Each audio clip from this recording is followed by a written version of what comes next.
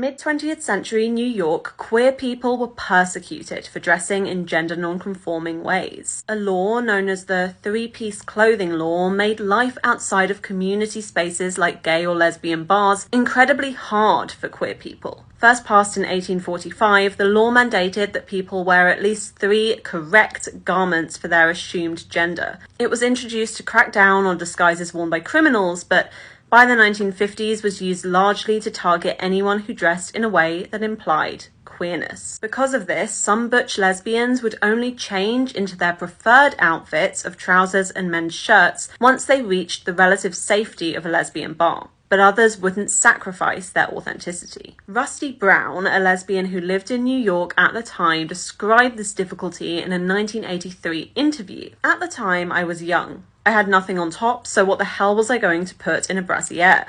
I'm not exactly the type for lace panties.